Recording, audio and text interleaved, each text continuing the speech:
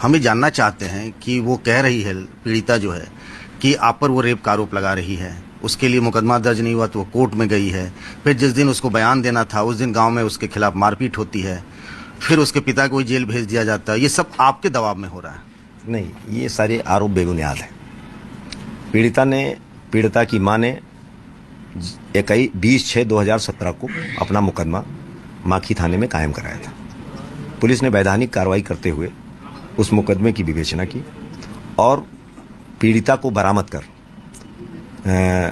जिस सुसंगत धाराओं में वो मुकदमा कायम किया जाना चाहिए था, उन सुसंगत धाराओं में मुकदमा कायम करके पीड़िता के मजिस्ट्रेट के सामने 161 और 164 के बयान कर जो भी अभियुक्त थे उनके खिलाफ कार्रवाई करने का काम उन्नाव की पुलिस ने किया था। पीड़िता के एक चाचा हैं श्री महेश सिंह जी।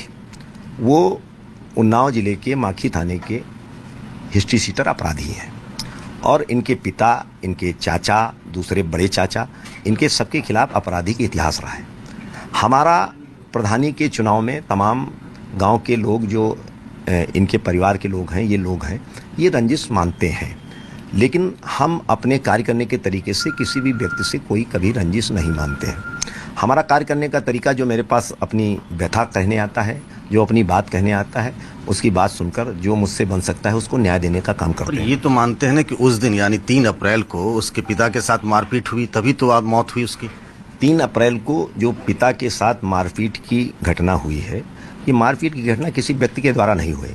उनके चाचा के लड़के टिंकू सिंह, जो उस इनकी एफआईआर के लेखक हैं, उनके साथ इनकी मारपीट हुई थी। मारपीट में किसके चोट लगी, किसके चोट नहीं लगी, ये जांच करने का काम पुलिस विभाग का था। और वो तो आपके भाई पे आरोप लगा रही हैं। हमारे भाई के ऊपर जो उनके द्वारा आरोप लगाया जा रहा है, स्वाभाविक रूप से जब ये एफआईआर कराने गई थी तब इन्होंने हमारे भाई का नाम नहीं लिखाया था। वो कह रही है पुलिस ने जबरन उससे तहरीर बदलवा ली। स्वाभाविक रूप से जब अपराधी तत्व के लोग, अपराधी विचारधारा के लोग जो उसको कब्जे में किए हैं, जो उससे बराबर बयान समय समय पर पलटवाते रहते हैं।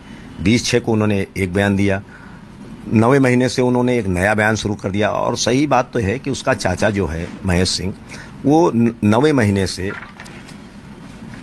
पूरे 6 महीने से ये हमारे खिलाफ व्हाट्सएप और उस पर तमाम गलत सलत टिप्पणियां करने का काम करता है। मैंने उन्नाव के प्रशासन से इसकी लिखित शिकायत की थी और इसमें एक जो कानूनी वाद दायर किया जाता है, मानहानि का मुकदमा भी मैंने दायर किया था। इन लोगों ने 173(8) के तहत विवेचना कराने के लिए प्रार्थना पत्र दिया, जिसको माननीय कोर्ट ने निरस्त कर दिया। क्योंकि मामला चार्जशीटेड था और सारी कार्रवाई हो चुकी थी, तो सारी कार्रवाई हो जाने के बाद पुलिस से इनको न्याय मिलने जाने के बाद आपराधिक तत्व के लोगों ने एक नई योजना बनाई कि उसको लखनऊ लाकर, और ये योजना 3 तारीख को जो घटना हुई थी, 3 तारीख की घटना के बाद 4 तारीख को उन्होंने, मुझे एक बात समझ में नहीं आ रही कि वो लोग आप ही पर क्यों, आप मतलब ये जांच का विषय है। आपके मुख्यमंत्री से इस मामले में बात हुई है? वो माननीय मुख्यमंत्री जी हमारे नेता हैं।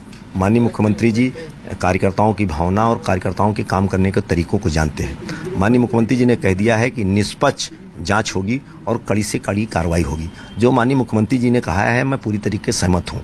जो भी मैं तो कहता हूँ कि आपके चैनल के माध्यम से मैं कह रहा हूँ कि जांच करवा लीजिए और जो भी दोषी हो उसके खिलाफ कड़ी से कड़ी कार्रवाई। समाजवादी पार्टी कह रही है कि जब उनके नेता गायत्री प्रजापति पर आरोप लगा तो उनको जेल भेज दिया गया, और बीजेपी के विधायक कुलदीप सेंगर पर आरोप लगता है तो खुलेआम घूम रहे हैं। नहीं, आरोप लगने का वो भी देखा जाता है।